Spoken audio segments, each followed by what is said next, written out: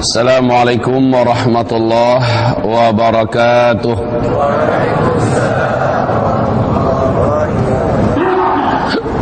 Alhamdulillah, wassalatu wassalamu ala Rasulillah sallallahu alaihi wasallam. Allahumma la sahla illa ma ja'altahu sahla wa anta taj'alul hazana idza syi'ta sahla. Rabbi syrah li sadri wa yassir li amri wahlul 'uqdatam min lisani yafqahu qawli wa ba'd. Ibadallah ma'asyiral muslimin, arsyadani wa iyyakumullah. Allah Subhanahu wa taala berfirman di dalam Al-Qur'anul Karim surat Al-Anbiya ayat yang pertama, a'udzu billahi minasyaitonir rajim. Bismillahirrahmanirrahim. Iqtaraba lin-nasi hisabuhum wa hum fi ghaflatin mu'ridun. Telah semakin dekat kepada manusia masa kiamat dan mereka akan dihisab di padang mahsyar, padahal kondisi mereka ketika kiamat itu semakin dekat, fi ghaflatin mu'ridun, di dalam keadaan ghaflah, dalam keadaan lalai, lagi menjadi orang-orang yang berpaling. Allahumma arhamna bil Quran. Al-Hafiz Ibnu Katsir di dalam kitab Tafsirul Quranil Azim beliau, Sahih Tafsir Al-Quranil Azim, berkata ciri dekatnya kiamat, kondisi manusia adalah ghaflah, dan yang kedua mu'ridun. Ghaflah dalam artian mereka disibukkan oleh ketamakan hati untuk mengejar dunia. Habis waktu mereka buat memburu dunia. Isi dalam kepala mereka, isi dalam hati mereka, cita-cita tertinggi mereka adalah dunia. Itu kondisi yang pertama. Kondisi yang kedua, mu'ridun. Mereka jauh daripada amal ibadah kepada Allah Subhanahu wa taala dan tidak percaya bahwa kiamat itu sudah dekat. Dua keadaan ini adalah gambaran yang disebutkan oleh Allah tentang mendekatnya kiamat, sementara manusia jauh daripada Allah, jauh daripada ibadah. Yang kedua, manusia tamak dengan dunia. Ini pula yang disebutkan oleh Rasulullah di dalam Sahih Imam Al-Bukhari. Rasulullah sallallahu alaihi wasallam bersabda, iqtarabatis sa'ah, saat kiamat semakin dekat, wala yazdadun nasu minad dunya illa hirsa. Manusia semakin tamak, semakin rakus, semakin bersemangat buat mencari, memburu dunia. Semakin dekat kiamat, manusia ketika itu semakin rakus dengan dunia, semakin bersemangat memburu dunia, semakin bersemangat membangun dunia. Wala yazdaduna minallahi illa bu'da, dan mereka tidaklah semakin bertambah dekat hubungan ibadahnya dengan Allah. Tidak, justru manusia ketika itu semakin bertambah jauh dari Allah Subhanahu wa ta'ala. Ma'asyiral muslimin, arsyadani wa iyyakumullah. Kita dapatkan dari Rasulullah sallallahu alaihi wasallam bahwa saat kiamat semakin dekat, dua kondisi manusia waktu itu. Pertama, manusia semakin bersemangat memburu dunia, semakin menghabiskan waktunya buat mengejar dunia, mengumpulkan dunia. Cita-citanya tidak lagi tersisa untuk akhirat. Cita-citanya seluruhnya ditumpahkan buat mengumpulkan dunia. Dan kondisi manusia yang kedua, wala yazdaduna minallah illa bu'da. Mereka semakin bertambah jauh hubungan ibadahnya dengan Allah. Sedikit orang yang mau mengerjakan solat 5 waktu hari ini kaum muslimin. Betul tidak? Bahkan kalaupun ada yang solat 5 waktu, banyak yang saat ini lepas solat langsung pergi, tidak memerlukan zikir. Mereka wala yadhkurunallah illa qalila. Ibadah mereka kepada Allah sangat sedikit. Baik, kapankah kiamat akan terjadi? Ada yang boleh tahu? Kalau ada yang tahu kapan kiamat terjadi, kamera ini dengan seluruh perangkatnya dan orang yang membuat kameranya, saya bagi untuk dia. Tidak ada kaum muslimin. Dalam akidah Ahlus Sunnah wal Jamaah sepakat dengan satu kesimpulan, tidak seorang pun di bumi ini sampai hari kiamat boleh tahu bila pastinya kiamat raksasa, kehancuran alam semesta itu akan berlaku. Tidak seorang pun boleh tahu. Nabi pun, Nabi Muhammad kekasih Allah, utusan resmi dari langit, angkat tangan, tak tahu kapan boleh terjadinya kiamat itu. Ma'asyiral muslimin. Tapi Nabi menyebutkan ciri dekatnya kiamat adalah kalian temukan dulu zaman di mana pada zaman itu yang menjadi penguasa dan pemimpin adalah orang-orang yang terkenal miskin, penggembala ternak. Masya Allah. Dan mereka berlomba-lomba dan berbangga-bangga membangun bangunan yang tinggi-tinggi. Ketahuilah, seluruh ahli sejarah di dunia menyepakati tentang masa lalu kerajaan Arab Saudi hari ini. Arab Saudi ini, Pak, nama aslinya adalah Jazirah Arab, Al-Jaziratul Arabiyah, Jazirah Arab. Sekarang berganti nama menjadi Al-Mamlakah Al-Arabiyah As-Saudiyah, Kerajaan Arab Saudi. Ya, siapakah Saud ini? Saud adalah seorang kepala kabilah di Jazirah Arab yang anak keturunannya dan satu kabilah itu terkenal penggembala ternak. Mereka hamba-hamba Allah, miskin-miskin, tidak beralas kaki, bajunya saja hanya rompi saja, tanpa ada baju dalam penutup dada. Mereka membawa ternak ke atas bukit, turun ke lembah, pergi ke hamparan, mencari di mana-mana ada rerumputan yang boleh dimakan oleh ternak. Suasana politik ketika itu mereka manfaatkan oleh Saud ini, dan singkat kisah, dia pun berhasil menguasai seluruh opini publik dan dia dibaiat menjadi Amir Jazirah Arab. Dibaiat oleh Amir, menjadi Amir Jazirah Arab. Saat itu Jazirah Arab mereka ubah namanya menjadi Al-Mamlakatul Arabiyatu As-Saudiyah, Kerajaan Arab Saudi. Dan lihat apa yang mereka lakukan sekarang. Apa yang dilakukan oleh dinasti Saud ini dalam bingkai kerajaan Arab Saudi, apa yang dilakukannya sekarang? Yang pulang dari tanah suci, dari Masjidil Haram, mesti melihat bahwa sekarang mereka sedang membangun bangunan-bangunan megah dan tinggi di sekitar Masjidil Haram. Betul?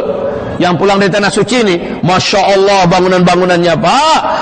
Bahkan Ka'bah pun seperti satu titik tahi lalat saja. Grand Zamzam dengan 7 towernya yang mengagumkan. Dan itu pun lagi dibangun bangunan-bangunan yang akan membuat mata dunia terbelalak. Dahsyat.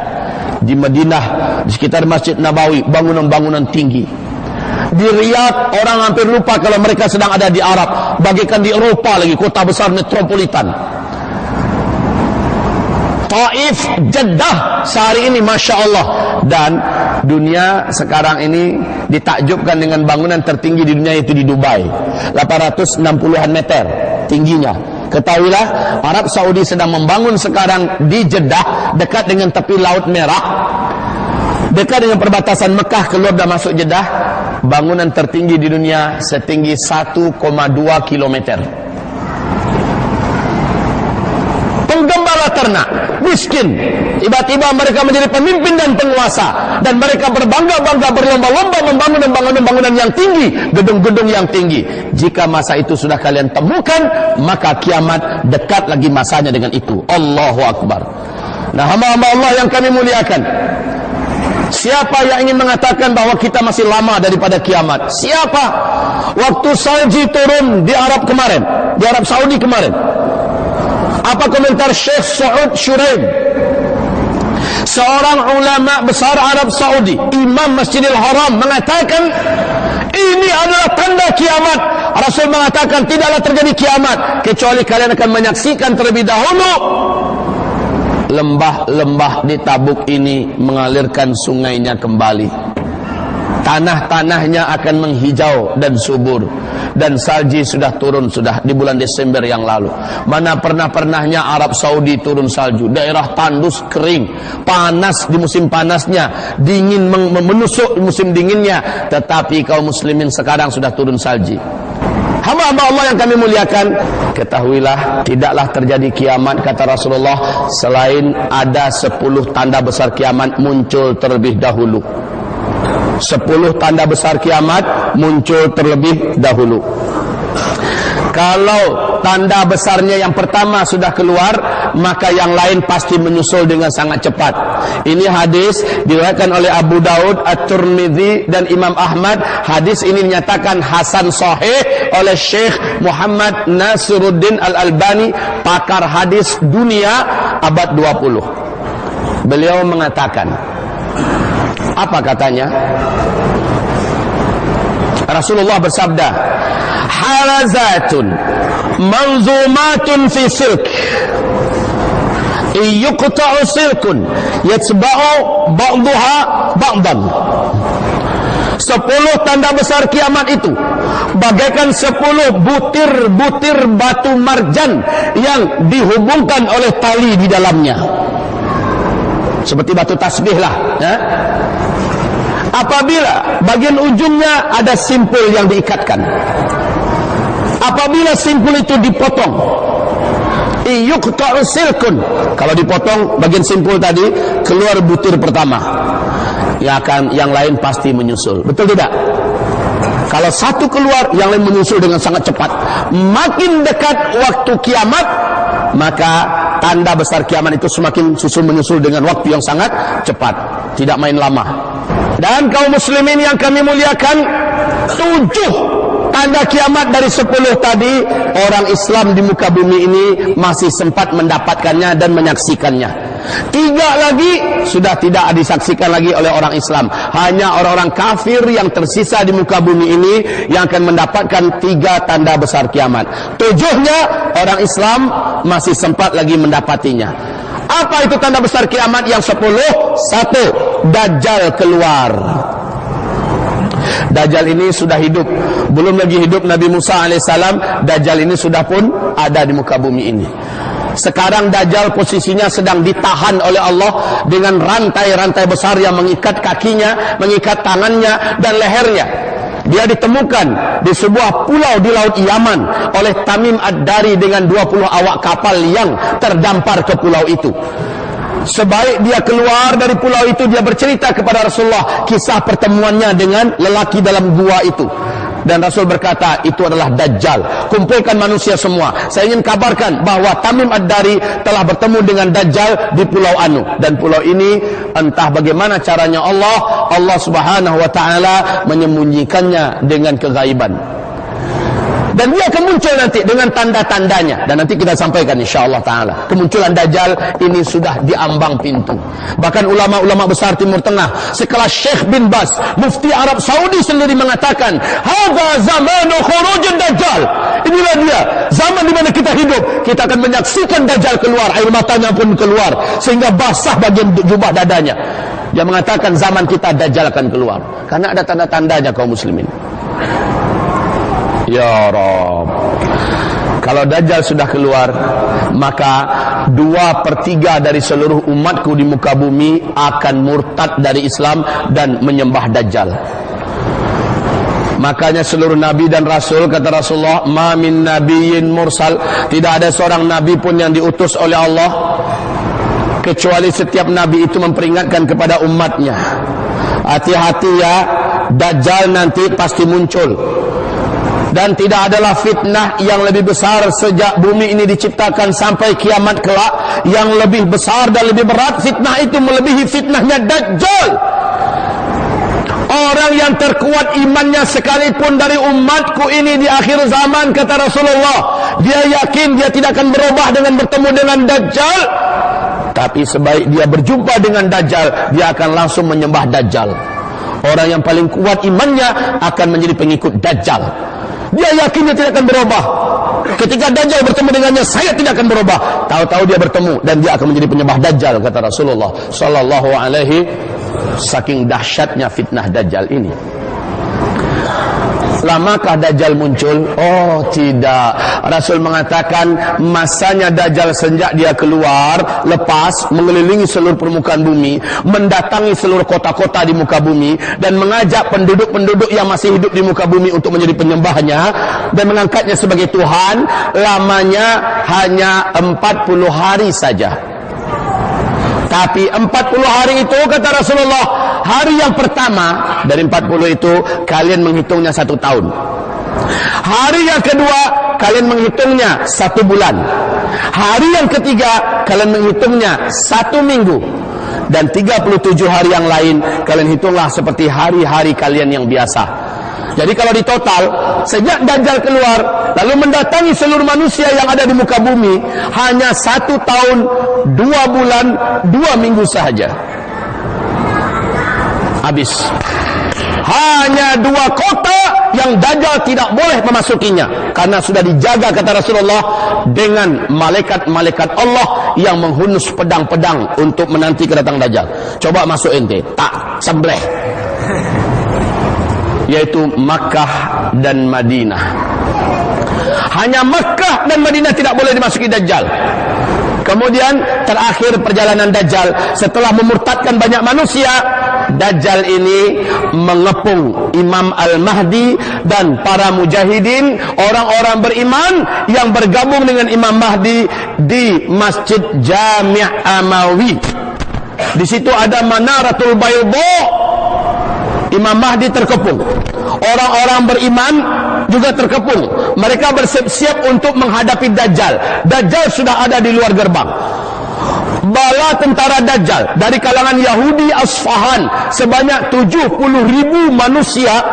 Mereka berjubah hijau tanpa berjahit dengan pedang-pedang terhunus, siap untuk menghancurkan Imam Mahdi dan orang-orang beriman. Salat subuh pun masuk, gelap gulita. Kemudian kumandang qomat pun diperintahkan oleh Imam Mahdi. Hai muazin, qomat. Sang muazin pun qomat. Allahu Akbar, Allahu Akbar. Asyhadu an la ilaha illallah. Asyhadu anna Muhammadar Rasulullah. Hayya 'alas shalah, hayya 'alal falah. Qad qamatis shalah, qad qamatis shalah. Allahu Akbar, Allahu Akbar. La ilaha illallah. Imam Mahdi pun maju untuk mengimami salat. Dia maju menghadap ke arah kiblat, semua orang dah siap-siap. Tiba-tiba seluruh mata mereka tertuju ke langit. Kenapa?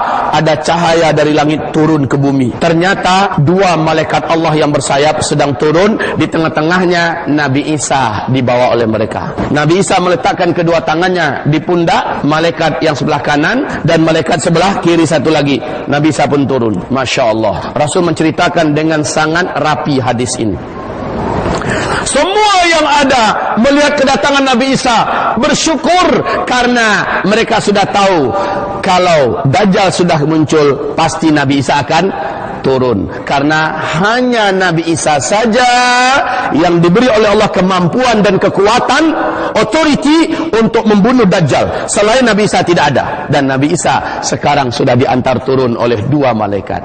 Nabi Isa membawa tongkat khusus dari langit, tombak yang hanya dengan tombak itu Dajjal boleh dibunuh. Maka Imam Mahdi pun mundur, mempersilahkan Nabi Isa menjadi imam. Apa kata Nabi Isa? La li ta'umma anta, engkau yang maju, jadi imamlah. Khusus zaman zaman ini engkau imamnya, engkau pemimpinnya, saya hanya makmummu, saya hanya penolongmu. Maka Nabi Isa pun bergabung dengan saf pertama, Imam Mahdi mengimami salat. Lepas salat subuh, Assalamualaikum warahmatullahi wabarakatuh, Assalamualaikum warahmatullahi wabarakatuh. Gerbang pintu Masjid Jami' Amawi telah berhasil dijebol oleh Dajjal, runtuh pintu itu.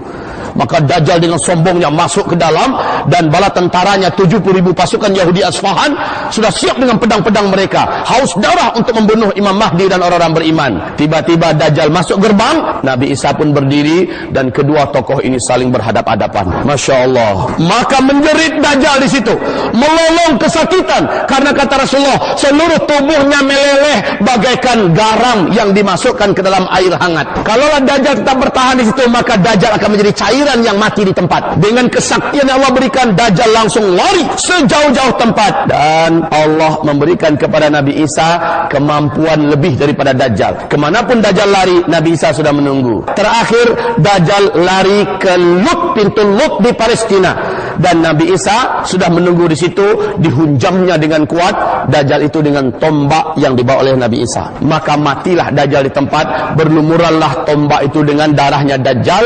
Kemudian dengan izin Allah, Nabi Isa kembali bergabung ke Damaskus dengan kecepatan yang Allah memberikan, dan dia umumkan bahwa Dajjal ini darahnya sudah dibunuh. Maka bersyukurlah orang-orang beriman. Orang-orang Yahudi tadi yang bersama Dajjal dengan penuh semangat perang dan membunuh, merasa inilah saatnya menguasai dunia secara penuh.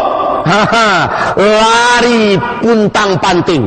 Mereka ketakutan karena sang komandan tertinggi, imam besar mereka, Dajjal laknatullah alaih, sudah mati. Maka mereka pun lari. Rasul mengatakan saat itu orang-orang beriman, tentara Imam Mahdi dan Nabi Isa mengejar mereka kemana saja mereka sembunyi. Nah, itulah perang terakhir umat Islam melawan Yahudi. Yahudi bersembunyi di balik batu besar. Saking takutnya bersembunyi di balik batu besar.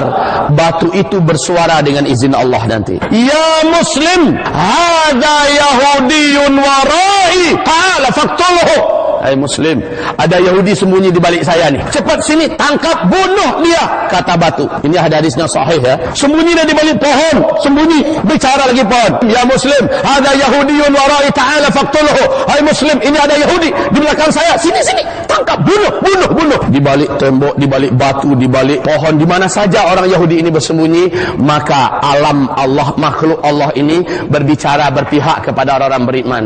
Illal gharqat, kecuali pohon gharqat, kata Rasulullah. Hanya pohon gharqat saja yang tidak berpihak dengan orang-orang beriman, dan inilah pohon neraka nanti.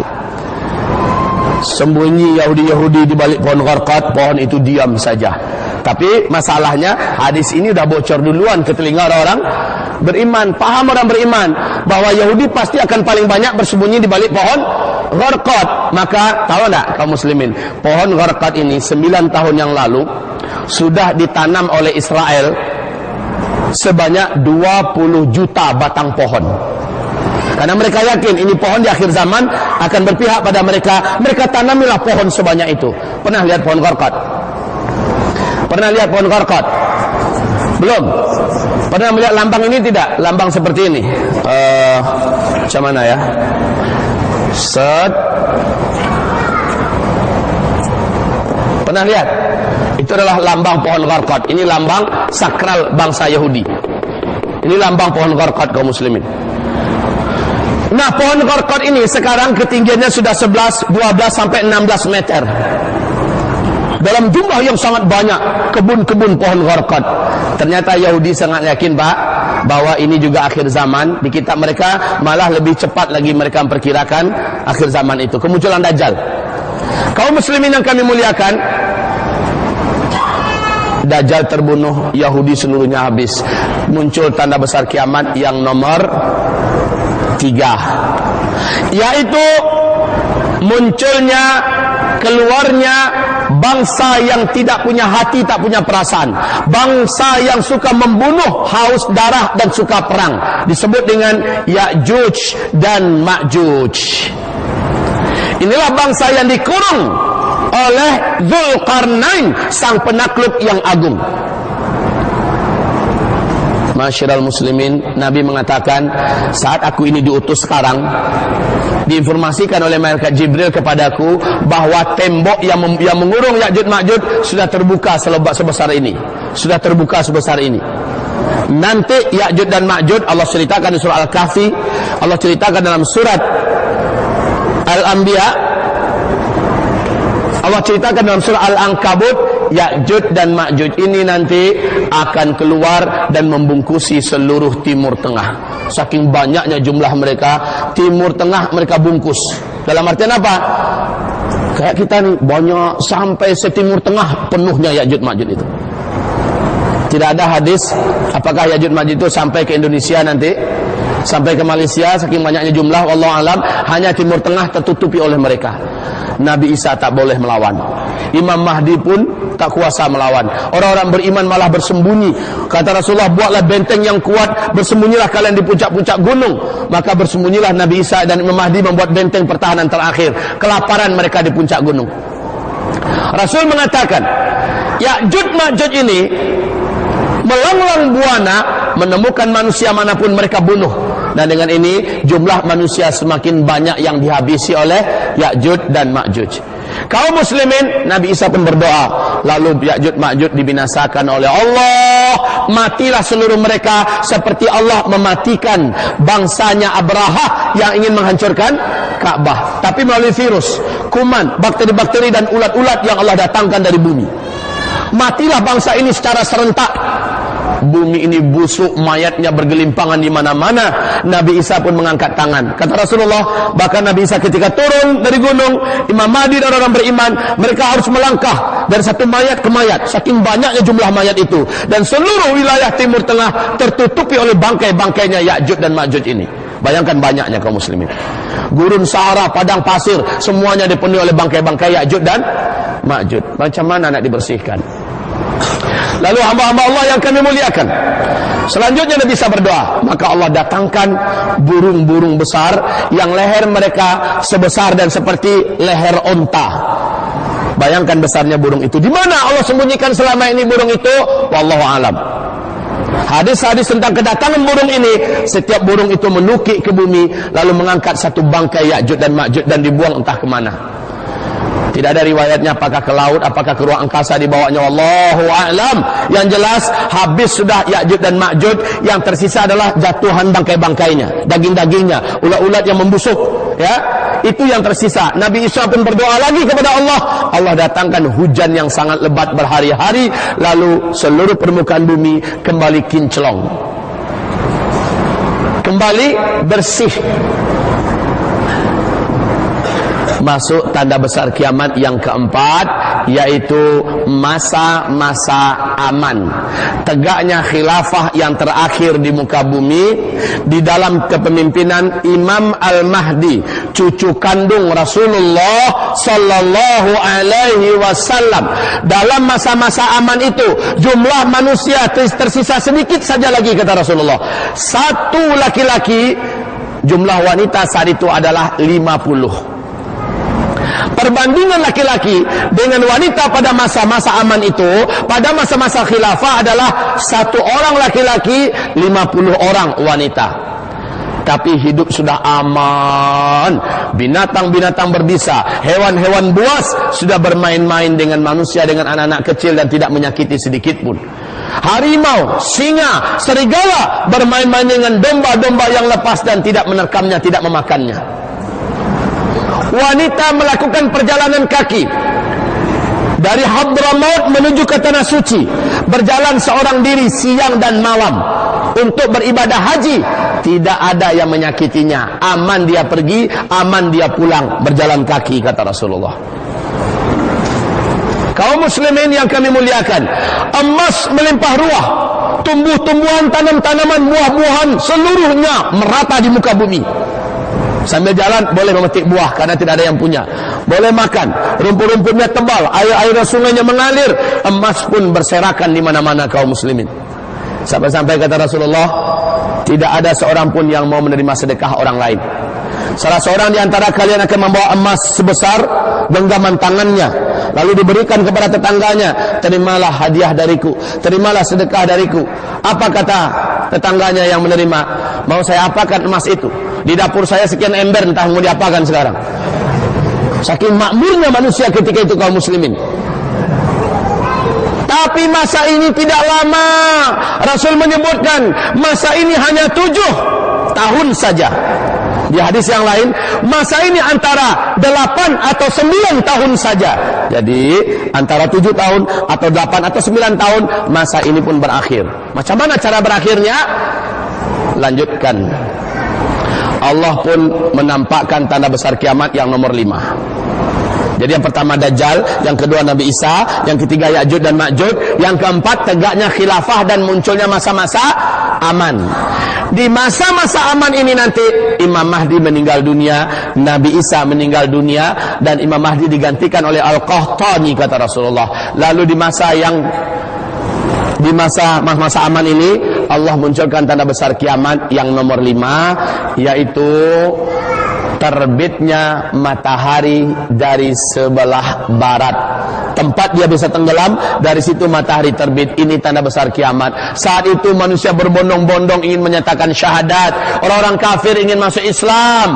Orang-orang yang ingin masuk Islam ingin menyatakan syahadatnya. Tapi saat itu sudah tidak diterima lagi keislaman siapapun yang belum Islam sebelumnya. Dan saat itu sebelum matahari terbit, Allah dalam hadis sahih Imam Muslim akan memanggil matahari dari tempatnya.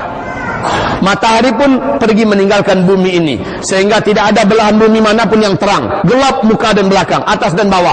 Matahari pun menghilang. Kata Rasulullah, matahari ini sujud di bawah arasy Allah dalam waktu yang Allah saja memutuskan. Kemudian Allah berkata, wahai matahari, bangkitlah engkau dari sujudmu dan pergilah engkau kembali ke tempat posisimu semula.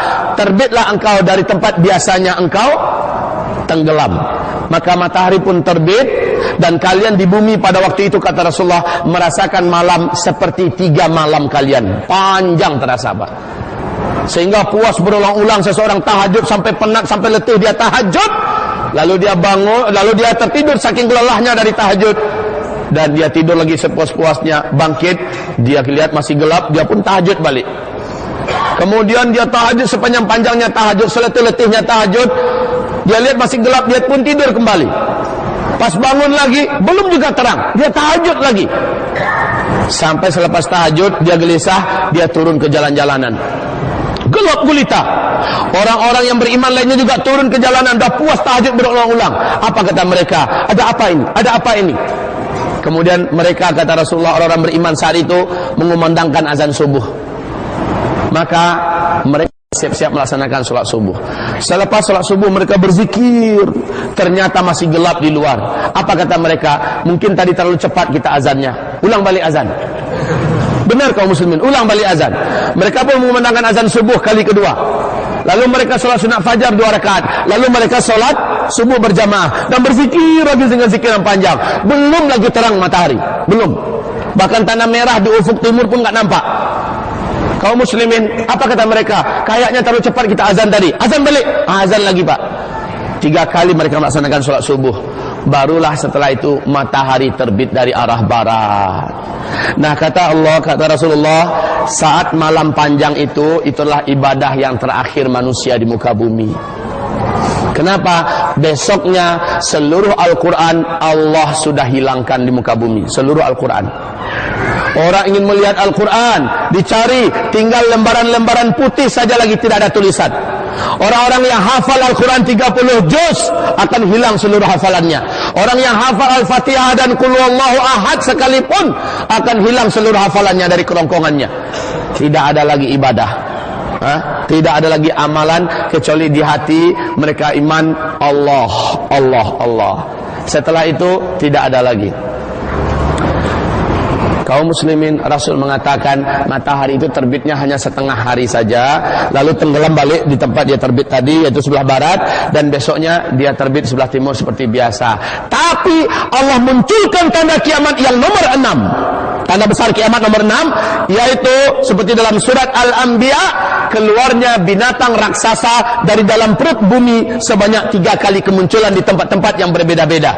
Binatang ini Allah sebutkan dalam Al-Quran dengan sebutan Dabbatul Ardi, binatang melata dari dalam perut bumi. Binatang ini berbulu tebal dan panjang, kata Rasulullah sallallahu alaihi wasallam, boleh berbicara dengan bahasa manusia, dan dia membawa tongkat Nabi Musa, cincin Nabi Sulaiman. Tongkat ini akan ditunjuknya kepada orang-orang kafir, maka orang kafir itu, kata Rasulullah, menghitamlah wajah mereka, menghitamlah seluruh tubuh mereka, bagaikan punggung-punggung kuali yang hangus, hitam. Dan cincin Nabi Sulaiman akan diusapkannya ke wajah orang-orang yang beriman yang masih hidup di bumi pada saat itu. Maka kaum muslimin, orang beriman ini pun menjadi putih, bersih dan bercahaya wajahnya, sehingga benar-benar berbeda antara orang beriman dengan orang kafir. Maka setelah itu, kata Rasul, muncullah tanda besar kiamat yang nomor 7, yaitu angin lembut bertiup dari arah timur. Angin lembut bertiup dari arah timur. Angin ini sejuk, lembut. Tidak ada satupun orang yang mengenal Allah dan beriman kepada Allah di timur dan di barat, di utara dan di selatan, di seluruh permukaan bumi ini. Apakah dia tinggal dalam perut gua, apakah dia tinggal di gunung, di lembah, di pulau, di gurun Sahara, dimanapun saja ada orang beriman, angin ini akan menjemputnya, angin ini akan menyentuhnya, dan dia pun meninggal di situ. Orang beriman akan meninggal serentak di muka bumi pada saat itu. Seluruh orang yang mengenal Allah, beriman kepada Allah, apakah imannya kuat, apakah imannya sedikit, meninggal serentak. Seolah-olah binatang tadi muncul buat memberi tanda, lalu setelah putih, bersih orang beriman ini, angin itu datang menjemput kepada orang-orang yang sudah diberi tanda, dan meninggallah. Tidak ada lagi tersisa orang beriman. Faham sekarang kenapa Nabi mengatakan selama masih tersisa satu saja orang beriman di muka bumi, Allah akan tunda kiamat itu 40 hari lagi. Ini pertanda seluruh orang beriman akan Allah wafatkan secara serentak, sebagai tanda besar kiamat yang nomor 7. Artinya tanda besar kiamat nomor 8 tidak ada lagi orang beriman akan menyaksikan, yaitu penenggelaman bumi di sebelah timur. Tanda kiamat yang nomor 10, nomor 9, penenggelaman bumi di sebelah barat. Dan tanda kiamat yang ke-10 adalah munculnya api raksasa yang menggiring manusia ke wilayah Syam, dan situlah nanti kiamat raksasa, kehancuran alam semesta terjadi. Kaum muslimin yang kami muliakan, 7 tanda besar kiamat akan disaksikan oleh orang Islam umat Nabi Muhammad. Kapan itu Pak Kiai? Mungkin 1000 tahun lagi kah? Atau mungkin 100.000 tahun lagi? Ada yang berani mengatakan demikian? Yuk kita dengarkan sebentar hadis-hadis Nabi Muhammad sallallahu alaihi wasallam yang menyebutkan tentang umur umat Islam, tentang umur umat Islam ketika aku diutus oleh Allah sebagai Nabi dan Rasul, sampai wafatnya orang Islam di muka bumi ini secara serentak. Allah memberikan rentang waktu yang disediakan oleh Allah untuk umat Islam lebih dari 1400 tahun, kata Rasulullah, tapi tidak sampai 1500 tahun hitungan Hijriyah. Saya ulangi, dalam hadis-hadis yang sangat banyak, mulai dari Nabi diutus sebagai Nabi dan Rasul sampai wafatnya seluruh orang Islam serentak di muka bumi ini, ada umur umat Islam yang telah Allah bataskan, yaitu lebih 1400 tahun hitungan Hijriyah, tidak sampai 1500 tahun. Allahumma salli ala Muhammad. Masya Allah, kita sudah 1400 tahun berapa sekarang? Hitungan Hijriyah. Tahun Hijriyah kita sudah berapa sekarang kaum muslimin? 1435. 1435 Hijriyah. Rasul mengatakan umur umat Islam lebih 1400 tahun dan tidak sampai 1500 tahun. Kita sudah 1435 sekarang ini. Ada hadis-hadis yang lain yang penuh dengan hitungan-hitungan matematika. Syekh Ibnu Hajar Al-Asqalani yang terkenal dengan kitab fenomenal beliau, Syarah Sahih Imam Al-Bukhari, yaitu judul kitabnya Fathul Bari. Beliau adalah pakar dan ahli hadis dunia yang kitab Fathul Bari menjadi rujukan seluruh ulama-ulama besar dunia sampai hari kiamat. Beliau mengumpulkan hadis-hadis Nabi ini di dalam kitab Umur Umat Islam beliau, di Syarah Fathul Bari, dan juga dalam kitab Al-Ijarah jilid yang keempat naskah asli Arab halaman 570-an di kitab Al-Ijarah. Juga lihat di Kitabul Fitan tentang umur umat Islam. Apa komentar Syekh Ibnu Hajar Al-Asqalani? Lebih dan kurang, mungkin lebih sedikit, mungkin kurang sedikit, umur umat Islam sejak Nabi diutus sebagai Nabi dan Rasul berakhir dengan wafatnya seluruh orang Islam di dunia, lebih dan kurang, boleh jadi lebih sedikit, boleh jadi juga kurang sedikit, adalah 1476 tahun saja. Lebih dan kurang sedikit. Imam As-Suyuti mengatakan, kalau menurut hitungan saya dari hadis-hadis Nabi, 1477 tahun saja. Beda setahun saja. Syekh Ibnu Rajab Al-Hambali mengatakan, yang paling aman pokoknya, katanya, main pokoknya dia, pokoknya lebih 1400 tahun, yang pasti tidak sampai 1500 tahun. Nah, kaum muslimin, yuk kita coba menghitung dengan hitungan Syekh Ibnu Hajar Al-Asqalani. Beliau mengatakan umur umat Islam ini lebih dan kurang 1476. Sekarang kita berapa, Pak? 1435. Silakan dikurang-kurangi. Berapa sisa yang di depan kita lagi? 41 tahun saja lagi. Lalu umat Islam akan meninggal serentak. 7 tanda besar kiamat akan kita dapati, akan kita temukan. Masya Allah, la haula wa la quwata. Allah. Hitungannya hijriah loh. Hijriah itu mulai dihitung sejak kapan? Sejak Nabi Muhammad hijrah dari Mekah ke Madinah, kan? Artinya ada 13 tahun semenjak beliau diutus sebagai Nabi dan Rasul, belum kita masukkan dalam hitungan. Artinya yang 41 tadi dikurangi lagi 13. Berapa? Tinggal 28 tahun lebih dan kurang ke depan. Makanya ulama-ulama besar Timur Tengah sekarang mengatakan, memperingatkan manusia semua bahwa kasus pertempuran, peperangan, pembantaian yang terjadi di Suriah hari ini adalah cikal bakal tegaknya khilafah yang terakhir di muka bumi. Karena khilafah akan tegak di Damaskus dan berjayanya nanti di Palestina, kata Rasulullah dalam hadis-hadis beliau yang sahih.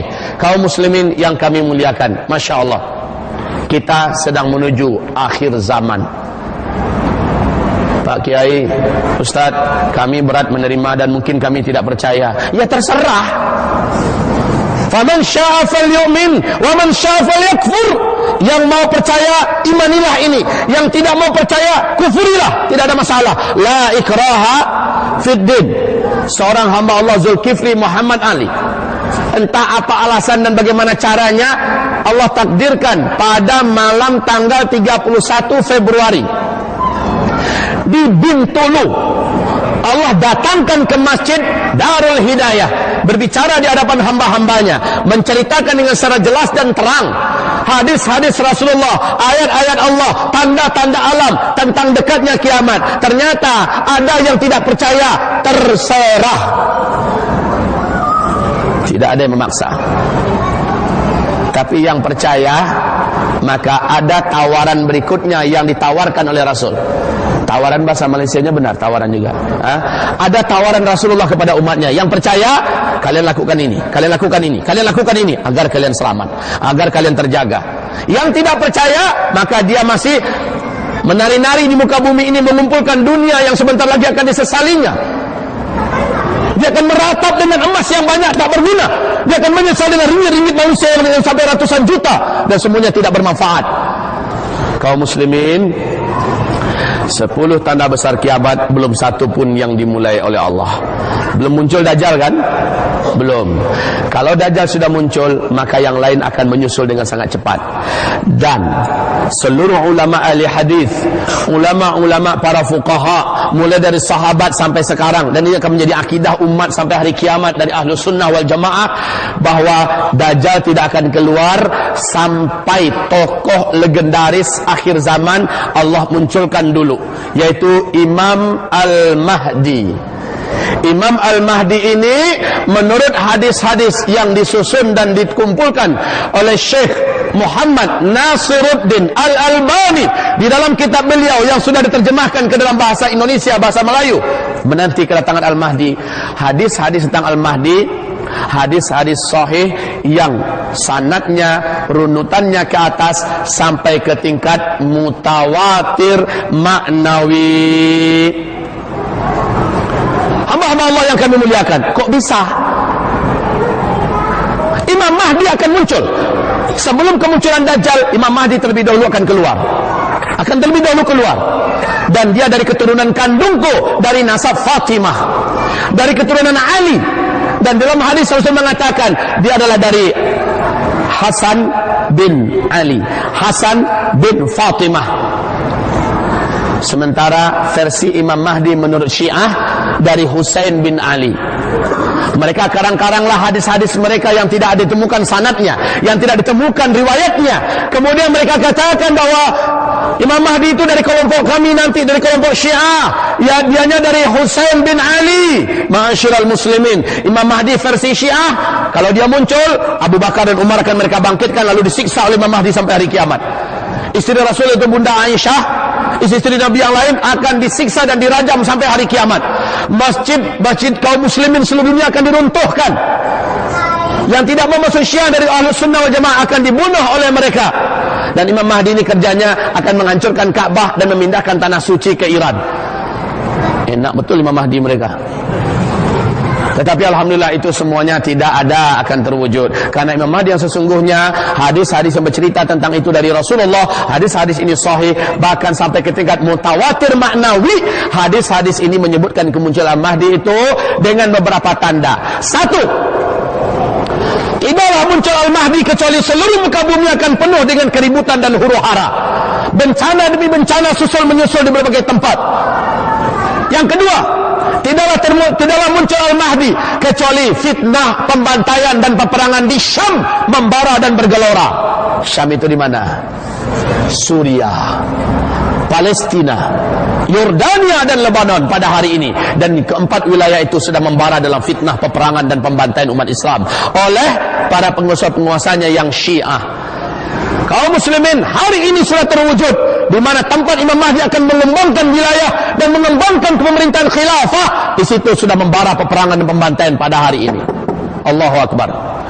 Kemudian tidaklah muncul Al-Mahdi kecuali seorang raja yang menguasai Mekah dan meninggal dunia.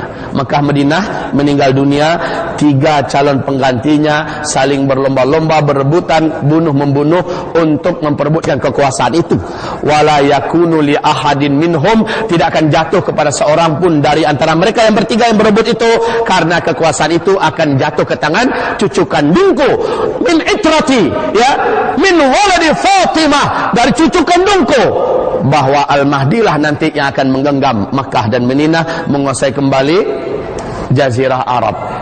Kaum muslimin, Raja Abdullah pada hari ini sudah di usia beliau yang 90 tahunan.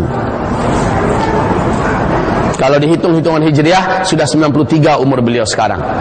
Raja Abdullah yang menguasai Makkah dan Madinah dan kerajaan Arab Saudi pada hari ini. Betul? Usia beliau sudah 90 tahunan. 3 pangeran calon penggantinya. Mereka kan ada 5 pangeran dulu. Fahad, Abdullah, Fayed, Sultan dan Naif. Keempat pangeran ini yang awal menjabat sebagai penguasa dari mereka berlima adalah Raja Fahad. Kemudian Raja Fahad meninggal dunia, maka pangeran Abdullah diambil karena dia yang tertua, diambil sebagai penggantinya. Tinggal 3 lagi kaum muslimin. Yang 3 ini sudah memegang jabatan-jabatan penting di Arab Saudi. ada yang sebagai menteri pertahanan, ada yang sebagai menteri dalam negeri dan sebagainya. Yang tiga ini, satu orang sudah meninggal kemarin, yaitu Pangeran Sultan. Berarti tinggal dua. Dalam hadis tiga. Ternyata Raja Abdullah sudah mencalonkan satu orang lagi, yaitu putra kandungnya yang baru berusia 15 tahun sebagai calon putra mahkota selepas dia. Berarti ada tiga lagi kan?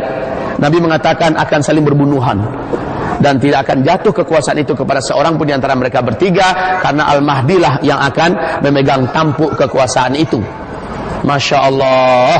Artinya sekarang umat manusia sedang menanti-nanti kedatangan Al-Mahdi. Al-Mahdi hanya akan datang, kata Rasulullah SAW, ketika teknologi kalian seluruhnya sudah tidak ada. Kalian akan berperang dengan Imam Al-Mahdi menggunakan pedang, menggunakan tombak dan menggunakan panah. Kalian akan berjalan di atas kaki kalian dan menunggang kuda.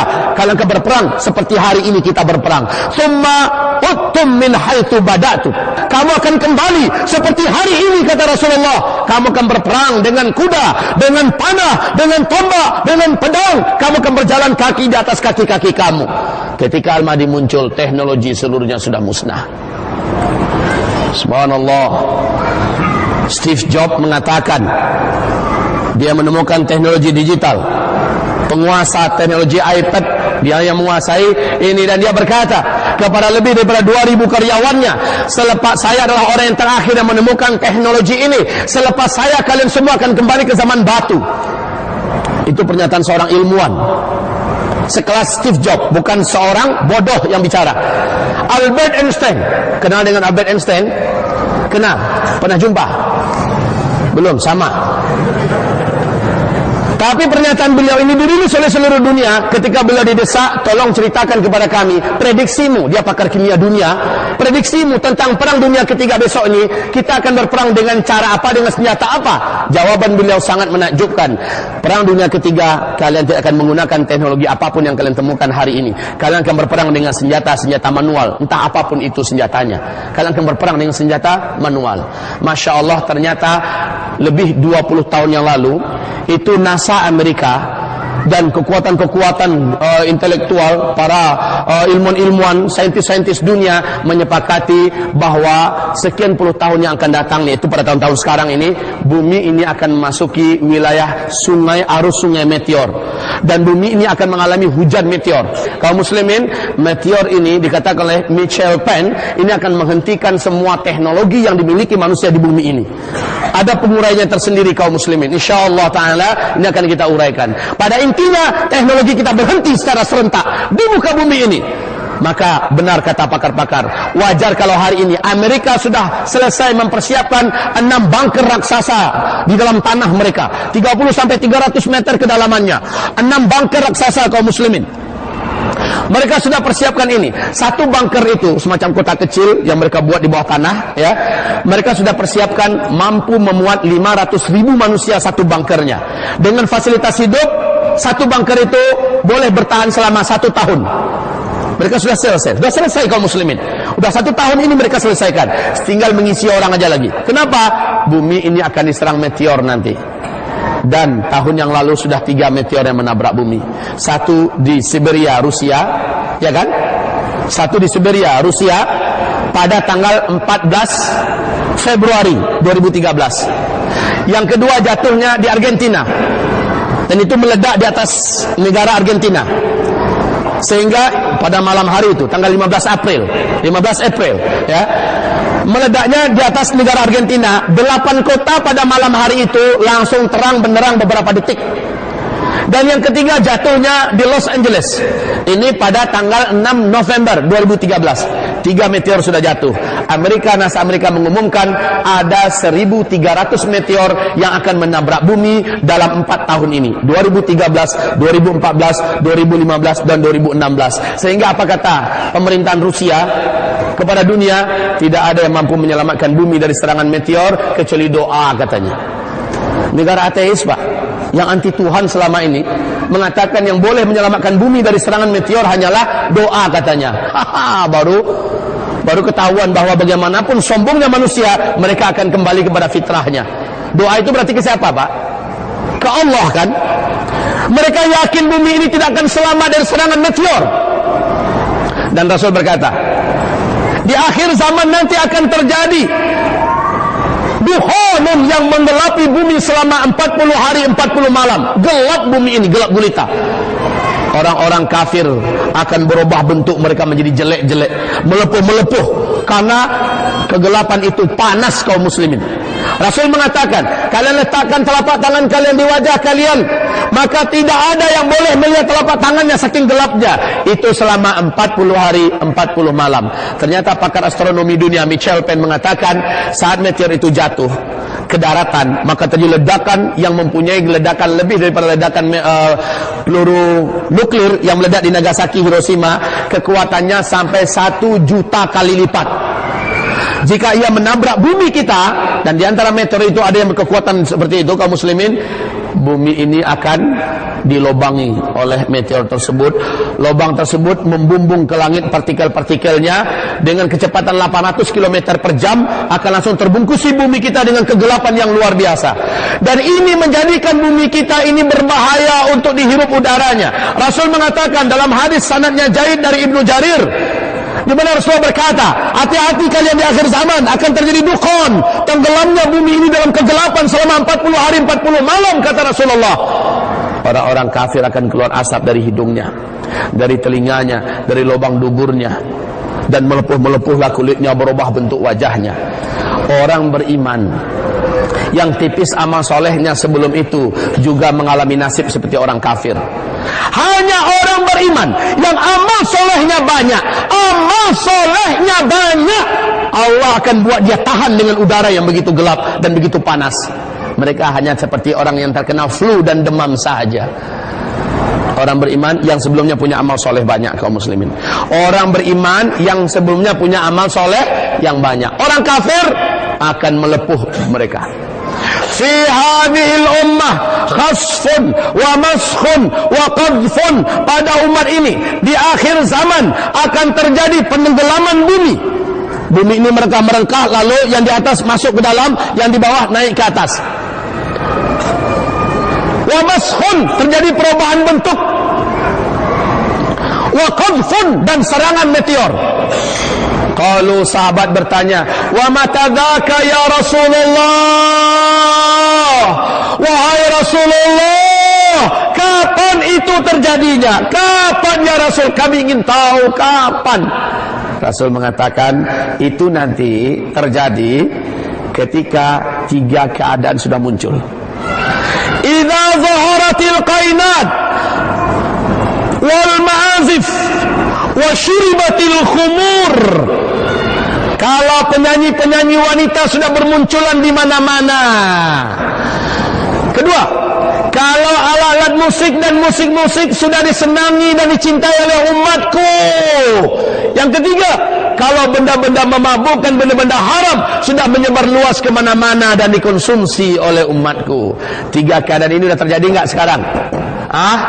Sudah terjadi apa tidak, ibu-ibu? Sudah? Meteor sudah mulai menggedor bumi? Sudah. Kaum muslimin yang kami muliakan, banyak lagi tanda-tanda yang mengarahkan kita kepada dekatnya kiamat dan dimulai dengan munculnya Imam Mahdi. Ingat, Rasulullah mengatakan saat Imam Mahdi itu muncul, kalian walaupun merangkak di atas salju, kalian harus merangkak untuk berbaiat kepadanya.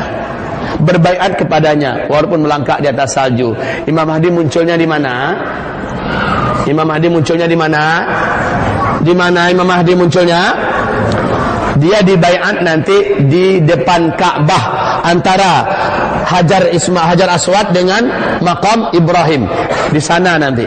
Ciri kemunculannya, dia akan dikejar oleh 300 orang pasukan Sufyani yang berangkat dari Syam, dan beliau ada seorang laki-laki dari Damaskus dikejar. Laki-laki ini lari jalan kaki. Yang mengejar pun 300 orang juga pakai jalan kaki. Ingat, teknologi sudah tidak ada nanti ya. Saya Imam Mahdi, mereka hanya jalan kaki, tak ada helikopter, tidak ada pesawat, tidak ada apapun kendaraan yang boleh mengejar. Imam Mahdi dikejar, Imam Mahdi lewat Madinah. Mereka yang 300 orang itu mengejar juga lewat Madinah. Siapa-siapa pun orang yang ditemui oleh 300 orang itu akan dibunuh. Kemudian yang membunuh adalah 300 orang ini. Laki-laki ini yang dikejar sampai ke Al-Baida. Al-Baida adalah sebuah kota kecil berbatasan antara Madinah dengan Mekah. Laki-laki ini terus ke Mekah. Dan yang 300 orang itu sampai di Al-Baida, Allah tenggelamkan bumi, Allah rengkahkan bumi, tenggelam mereka seluruhnya. Isi kota itu dengan penduduknya masuk dalam lubang yang tenggelam, yang dinyalakan oleh Allah itu. 300 orang ditenggelam kecuali satu orang. Yang satu orang inilah mengabarkan, yang kami kejar lewat masuk ke Mekah, sementara kami tenggelam di Al-Baida. Taulah manusia bahwa laki-laki dikejar, itulah kata Rasulullah Al-Mahdi. Maka berlomba-lomba orang ingin membaiatnya. Ingat kaum muslimin, saat dia diminta untuk dibaiat, dia menolak. Saya bukan Mahdi, saya bukan Mahdi. Jadi ingat, sekarang banyak orang mengaku sebagai Imam Mahdi ya. Aku Al-Mahdi, berbaiatlah kepadaku. Imam Mahdi yang sesungguhnya malah menolak, dia bukan Al-Mahdi. Kalian salah orang, padahal tanda-tandanya ada pada dirinya semua. Ini kaum muslimin yang kami muliakan, dan laki-laki ini sudah sangat dekat waktu kemunculannya insyaallah ta'ala. Dia dibaiat menjadi Al-Mahdi oleh kaum muslimin dalam usia 40 tahun. Seperti aku diangkat oleh Allah menjadi Nabi dan Rasul dalam usia 40 tahun. Namanya sama dengan namaku, nama ayahnya sama dengan nama ayahku, Muhammad bin Abdullah Al-Mahdi. Beliau dibaiat, dan kaum muslimin walaupun merangkak di atas salju, merangkaklah. Subhanallah, Arab Saudi sekarang sudah mulai dituruni salji. Subhanallah. Mesir yang tidak pernah turun salji, sudah turun salji walaupun merangkak di atas salji. Suriah, bahkan Israel bulan Desember yang lalu tanggal 14 Desember sudah turun salji sampai 1 meter ketinggiannya. Masya Allah, Masya Allah kaum muslimin. Jazirah Arab yang nggak pernah turun salji sudah sekarang turun salji. Apakah tahun ini kemunculan Al-Mahdi? Wallahu a'lam. Apakah tahun esok? Yang jelas 7 tanda besar kiamat umat Islam akan menyaksikannya. Bersiap-siaplah, dan Rasul mengatakan, badiru bil a'mali fitanan ka qita'il lailil muzlim yusbihu ar-rajulu fiha mu'mina wa yumsi kafira, yumsi mu'mina wa yusbihu kafira, ba'u dinahum bi'aradin minad dunya. Di saat huru-hara dan fitnah itu membara. Di hadis yang lain, huru-hara dan fitnah itu adalah Syam. Kalian semua wahai umatku, kata Nabi, berlomba-lombalah melakukan amal-amal soleh, amal soleh, amal soleh. Dan sekarang fitnah di Syam sudah berjalan 2 tahun 10 bulan, hampir 3 tahun lagi. Apabila kita tidak mengambil kesempatan ini, berlomba-lomba melakukan amal soleh sebanyak-banyaknya, menjadi manusia yang soleh sebaik-baiknya, maka kita sudah terlambat kaum muslimin. Sekarang masih ada waktu, walaupun hanya beberapa saat. Maksimalkan sholat berjamaah di masjid-masjid 5 waktu. Upayakan mengerjakan sholat sunnah rawatib, ba'diyah, qabliyah dan ba'diyah dimanapun berada. Perbanyaklah membaca Al-Quran, berzikirlah, sholat duha, dan tengah malam bangkitlah tahajud. Hanya orang tahajud yang kuat menahan pikulan dan beratnya beban akhir zaman kaum muslimin. Bangkitlah tahajud walau hanya 2 rakaat dan 1 witir. Jangan sia-siakan kesempatan yang ada.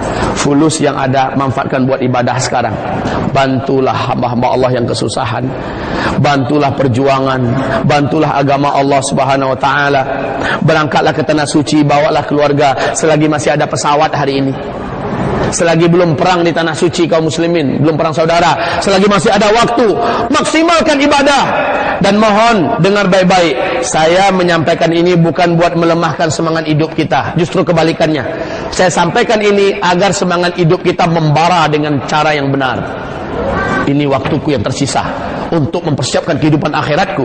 Ini waktuku yang masih aman. Aku harus maksimal menjadi manusia terbaik, baik dengan Allah urusanku atau dengan manusia. Jadilah the best man, the best woman in the world, ya. Jadilah manusia yang terbaik di muka bumi ini, ibarat Allah. Kata Rasul, kalaupun besok pasti kiamat terjadi, kalaupun besok pasti kiamat terjadi, masih ada 1 bitir kurma, biji kurma di tangan kamu. Tanam, kata Rasulullah. Tanam. Walaupun kita tidak akan menuai hasilnya, kita tidak akan melihat batangnya tumbuh. Tanam. Walaupun besok udah kiamat. Artinya apa? Apapun aktiviti duniawi kita yang saat ini sedang kita jalani, yang sedang kita geluti, jangan berhenti. Udah mau kiamat, ngapain juga kawin? Jadi anak muda nggak ada niat kawin lagi. Ngapain kawin? Nanti kawin punya anak, padahal mau kiamat, anak kecil-kecil kan kesian.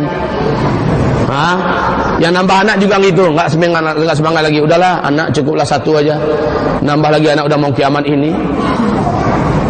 Yang membangun rumah juga hilang putus asa semangat rumahnya bangun rumah. Udah bangun sajalah terus. Yang sedang kerja aja terus. Cuma semua apa yang dilakukannya harus diniatkan mencari ridha Allah. Dan kalau ada penghasilan, ada pendapatan, jadikan itu untuk tabungan akhirat kita. Sekarang kaum muslimin, kejar waktunya, kejar sebelum terlambat. Beruntunglah orang yang bersiap-siap dan merugilah orang-orang yang tidak bersiap-siap. Kaum muslimin yang kami muliakan, saya anjurkan, persiapkan diri dengan moral impact, dengan mental impact, ya. Persiapkan diri dengan intellectual impact. Ada di sini anjuran kepada kita bagaimana kita mempersiapkan diri kita secara moral. Persiapkan fisik kita, physical impact. Persiapkan seluruhnya. Persiapan ini nanti di kitab bisa didapatkan pada halaman 253 sampai halaman 304. Bagaimana kita mempersiapkan diri menjadi manusia terbaik, manusia yang terkuat di akhir zaman, kaum muslimin yang kami muliakan. Semoga ini bermanfaat. Semoga yang kami sampaikan menjadikan kita mempunyai semangat baru hidup ini. Robah mindset kita selama ini. Bukan dunia lagi yang harus kita pertahankan, tetapi kehidupan akhirat yang harus kita kejar. Manfaatkan dunia yang ada. Ini anak-anak kami, jadikanlah diri kalian secepatnya menjadi wali-wali Allah dan keluarga-keluarga Allah di bumi. Para hafizul Quran adalah keluarga-keluarga Allah di bumi. Niatkan karena Allah Subhanahu wa taala. Karena anak-anak yang hafal Al-Quran termasuk anak-anak surga yang Allah jaga di dunia ini. Masya Allah, selagi umur kalian masih bagus. Bapak-bapak, bangunkan istrinya pak, bangunkan keluarganya tengah malam tahajud, salat duha, jangan sia-siakan. Walau hanya 2 rakaat, kalau boleh 4 rakaat, kalau sanggup 6 rakaat lagi cantik. Mintalah kepada Allah Subhanahu wa taala agar tidak ada seorang pun dari kita yang tidak memanfaatkan sisa waktu yang masih Allah percayakan sebelum meteor jatuh ke bumi ini dan merubah segala-galanya. Sebelum Dajjal muncul dan terlambatlah waktu kita untuk bersiap-siap. Wabillahi taufiq wal hidayah. Subhanakallahumma wa bihamdika asyhadu an la ilaha illa anta astaghfiruka wa atubu ilaik. Wassalamualaikum warahmatullahi wabarakatuh.